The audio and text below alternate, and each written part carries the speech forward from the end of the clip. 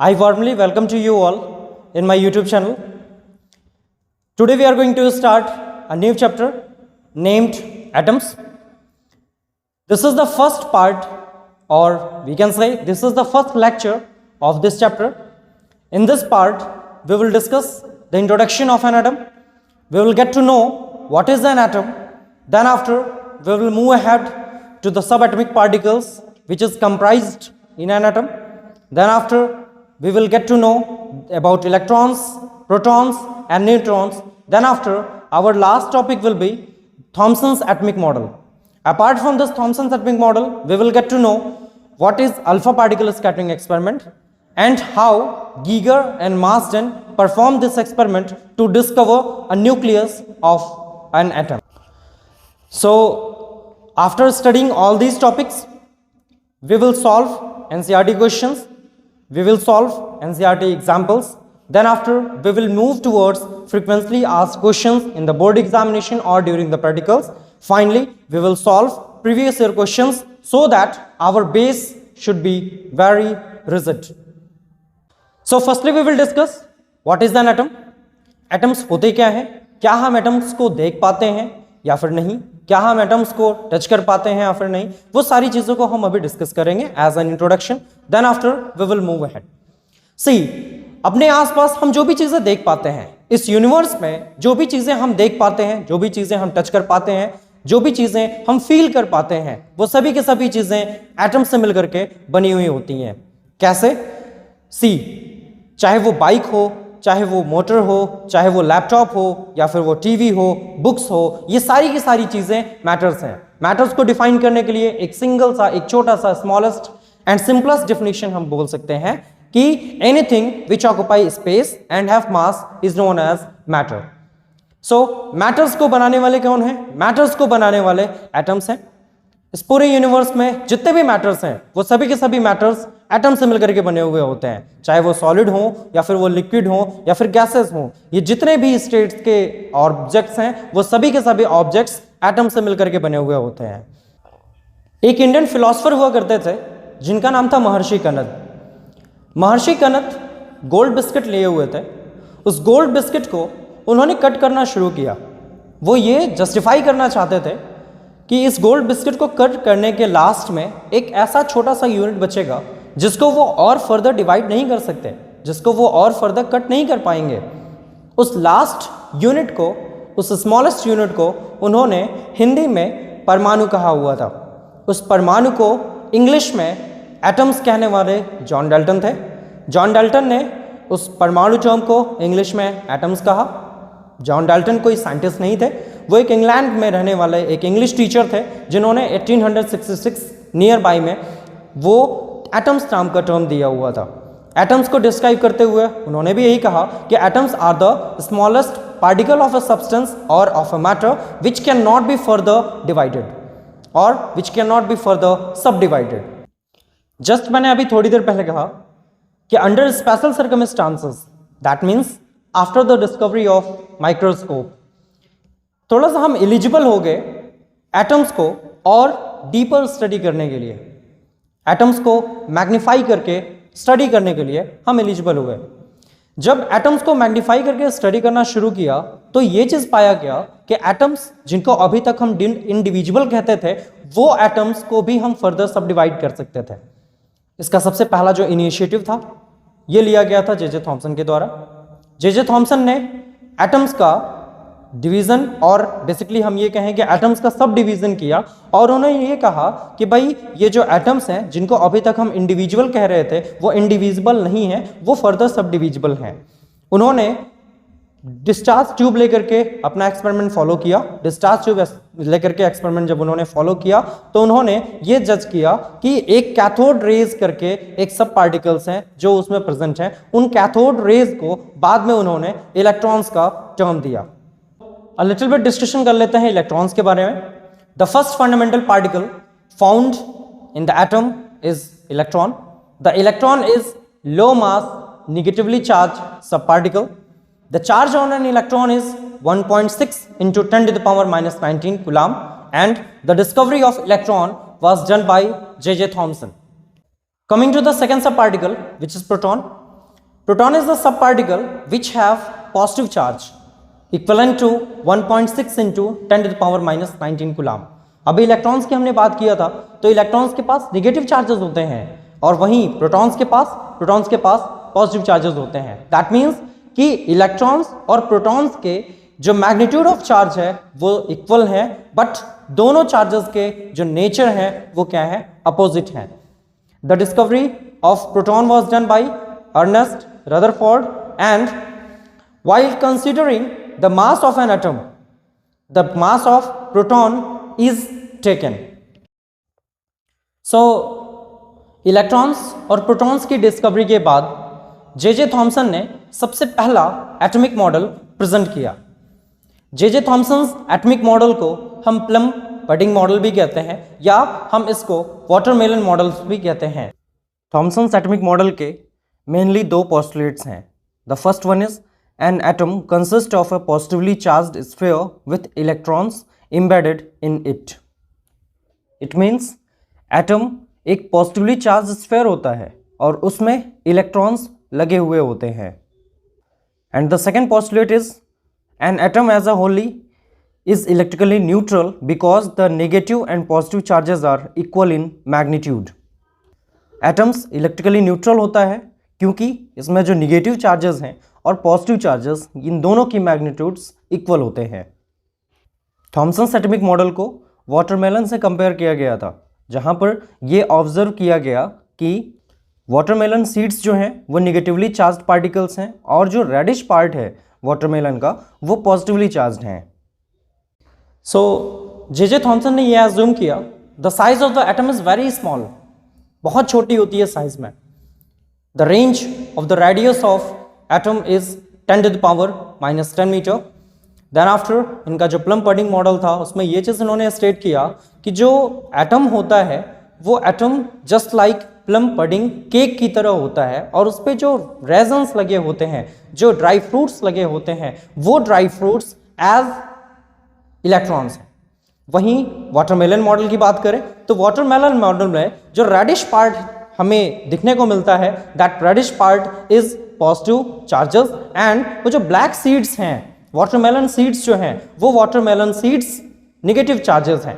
इस हिसाब से हम ये कह सकते हैं कि ये जे थॉमसन मॉडल की सबसे बड़ी ड्रॉबैक है, सबसे बड़ी लिमिटेशन है, क्योंकि जो रेडिश पार्ट है वो ब्लैकिश पार्ट ब्लैकिश सीड के इक्वल नहीं होता है। इस वजह से हम ये कह सकते हैं कि जे थॉमसन ने इनका ये जो पहला पोस्टुलेट था वो गलत था। Limitations of Thomson atomic model की बात करें तो मेन 4 लिमिटेशंस हैं जिनको हम स्टेट करते हैं। द फर्स्ट वन इज कि स्टेबिलिटी ऑफ एटम ये मॉडल नहीं बता पाया कि इलेक्ट्रॉन्स और प्रोटॉन्स अगर हैं, दैट मीन्स कि नेगेटिव और पॉजिटिव चार्जेस हैं, तो वो उस एटम में कैसे स्टेबल हैं, कैसे उनके नंबर्स को हम इक्वल दिखा रहे हैं, ये जो मॉडल था स्टेट नहीं कर पाया था। Hence we can say that it failed to explain the stability of an atom because its model of atom failed to explain how a positive charge holds the negative charged electron in an atom. ये model nucleus की presence भी नहीं बता पाया, nucleus का existence भी नहीं बता पाया। ये न्यूक्लियस का existence Rutherford's model of atom में हम डिस्कस करेंगे। Therefore, this theory also failed to account for the position of the nucleus in an atom. The third limitation of Thomson's atomic model is the Thomson's atomic model failed to explain the scattering of alpha particles by thin metal foils. ये alpha particle of scattering experiment ये Rutherford के द्वारा किया गया हुआ था, perform किया गया हुआ था। थॉमसन एटॉमिक मॉडल का कोई justification alpha particle scattering experiment के बेसिस पे नहीं था। Now let's start alpha particle scattering experiment. Before starting this topic, let's know what is an alpha particle. Alpha particle is a composite particle which is comprised of 2 protons and 2 neutrons. That means alpha particle is just an helium ion which have 2 unit positive charge. इसमें सिर्फ 2 protons और 2 neutrons होते हैं। इस helium atom से हमने दोनों के दोनों इलेक्ट्रॉन्स को केमिकल रिएक्शन के थ्रू हमने इनको इजेक्ट कर दिया है। अल्फा पार्टिकल्स को हम सेकेंड वे में अल्फा रेडिएशंस भी कहते हैं या फिर अल्फा डिकेट पार्टिकल्स के नाम से भी जानते हैं। ये अल्फा पार्टिकल्स रेडियोएक्टिव मटेरियल्स की जब डिकेइंग होती है, जब डिके होता है, जिसको हम अल्फा पार्टिकल्स डिके कहते हैं, उस सिचुएशन में ये अल्फा पार्टिकल्स प्रोड्यूस होते हैं। The alpha particle have kinetic energy equivalent to 5 mega electron volt up to the range of 7.7 mega electron volt. The velocity of alpha particle is supposed to be 5% of the velocity of light. That means the speed of light or velocity of light is supposed to be 3 into 10 to the power 8 meter per second. So the 5% of this velocity is having alpha particle. Alpha particle की जो speed होती है, जो velocity होती है, speed of light का just 5% होता है। And once again I am repeating, the kinetic energy of alpha particle is up to the range from 5 mega electron volt to 7.7 mega electron volt. Alpha particle scattering experiment was performed by Ernest Rutherford. Under the suggestion of Ernest Rutherford, Geiger and Marsden once again performed this experiment. Rutherford को ये पता था कि इनका जो alpha particle scattering experiment है, इसका जो लास्ट में कंक्लूजन मिलेगा, वो कंक्लूजन एक नई डिस्कवरी की ओर बढ़ेगा। So by the suggestion of Ernest Rutherford, Geiger और मार्सडेन ने भी सेम वही एक्सपेरिमेंट फॉलो किया। उन्होंने एक लीड ब्लॉक यूज किया।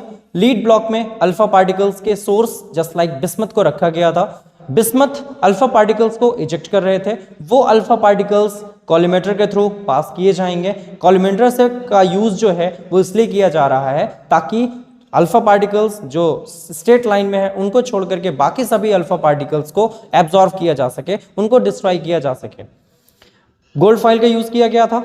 अल्फा पार्टिकल्स को गोल्ड फॉइल पे बम्बार्ड कराया जा रहा था और जस्ट गोल्ड फॉइल के पीछे एक फ्लोरोसेंट स्क्रीन, जिसको हम फोटो सेंसिटिव मटेरियल से बना करके रखते हैं, जिंक सल्फाइड या हम किसी अदर फोटो सेंसिटिव मटेरियल का यूज करके हम वो फ्लोरोसेंट स्क्रीन हम बना सकते हैं।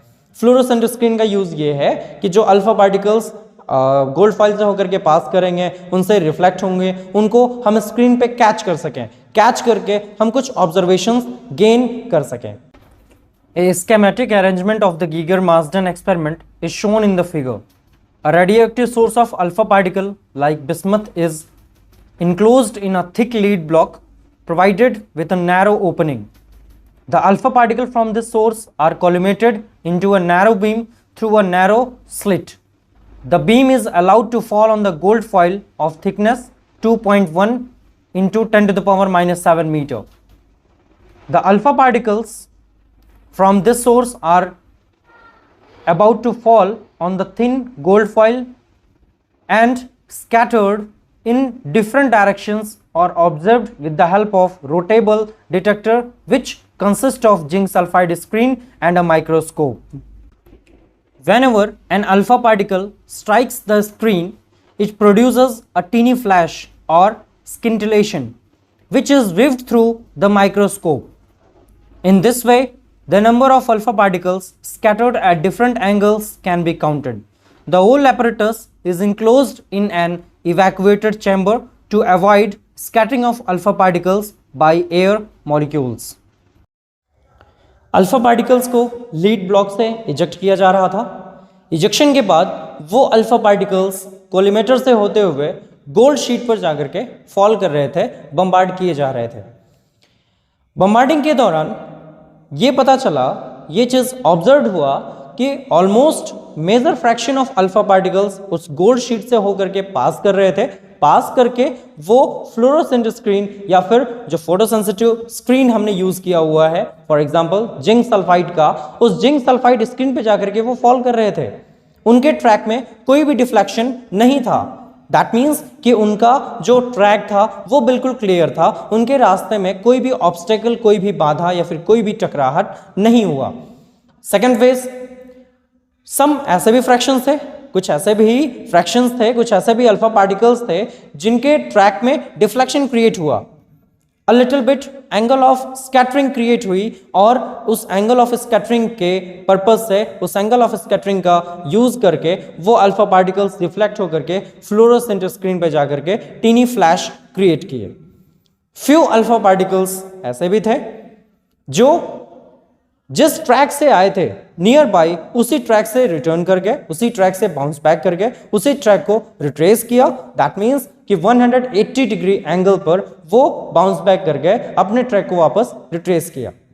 गोल्ड शीट में लार्ज नंबर ऑफ एटम्स होते हैं, उन सभी एटम्स के पास न्यूक्लियस होता है, उन सभी एटम्स के पास इलेक्ट्रॉन्स होते हैं। तो ये अल्फा पार्टिकल्स उन न्यूक्लियस से स्ट्राइक करके अपने ट्रैक में डिफ्लेक्शन क्रिएट करते हैं। जहाँ पे फील्ड नहीं होता है, जहाँ पे कोई पार्टिकल नहीं होता है, उस पार्ट से, उस पोर्शन से ये अल्फा पार्टिकल्स बिल्कुल स्ट्रेट पास कर जाते हैं। तो ये फिगर ये स्टेट करता है कि अल्फा पार्टिकल्स पॉजिटिवली चार्ज्ड है और ये alpha particles positively charge nucleus से स्ट्राइक करके अपने ट्रैक में डिफ्लेक्शन क्रिएट करता है और फ्लोरोसेंट स्क्रीन पर जाकर के स्ट्राइक करके टीनी फ्लैश क्रिएट करता है। यहां पे कूलम्बिक फोर्स ऑफ रिपल्सन का भी कॉन्सेप्ट हम यूज करते हैं, because alpha particle is positive in nature and the nucleus is also positive in nature, and we all know that the positive charges always repel each other. On observations and conclusions, Ernest Rutherford ने एक atomic model present किया। इनके atomic model को Rutherford's atomic model ही कहा जाता है। Rutherford's atomic model में ही सबसे पहले न्यूक्लियस का टर्म यूज किया गया था, यानी कि एटम में न्यूक्लियस का एग्जिस्टेंस अगर किसी मॉडल ने प्रेजेंट किया तो सबसे पहले अर्नेस्ट रदरफोर्ड ने अपने मॉडल में प्रेजेंट किया था। रदरफोर्ड ने न्यूक्लियस को पॉजिटिव शो किया। उन्होंने ये कहा कि because of the presence of protons the nucleus is positive in nature and the clouds of electron revolves around this nucleus. Electrons जो होते हैं वो न्यूक्लियस के बाहर सर्कुलर ऑर्बिट में मूव करते रहते हैं। ये इनकी एक ड्रॉबैक भी थी कि अगर कोई ऑब्जेक्ट है वो सर्कुलर मोशन कर रहा हो या मोशन ही कर रहा हो तो वो एनर्जी को रेडिएट करेगा, एनर्जी को लूज करेगा, स्टेबिलिटी ऑफ एटम शो नहीं कर पाया रदरफोर्ड। तो ये जो इनका एक सेकंड पोस्टुलेट जो था, ये सेकंड पोस्टुलेट लिमिटेशंस में भी देखा जाता है। Ernest Rutherford stability of atom को जस्टिफाई नहीं कर पाए। दैट मीन्स कि न्यूक्लियस कैसे लोकेटेड है, कहाँ पे लोकेटेड है, और इलेक्ट्रॉन्स अगर वो मूव कर रहे हैं तो उनका मूवमेंट या फिर उनकी जो एनर्जी है वो कैसे बैलेंस्ड है, इसके बारे में उन्होंने कोई डिस्क्रिप्शन नहीं दे पाया था। So, in this part, we have studied about atoms. What are the constituent particles of an atom? How electrons, protons and neutrons are located in an atom? How discovery of nucleus was done? What is alpha particle scattering experiment? Who performed this alpha particle scattering experiment? After this, Rutherford presented his atomic model. We have studied this atomic model and limitations of the atomic model. So the next part will be in the second lecture of this atom. Thank you.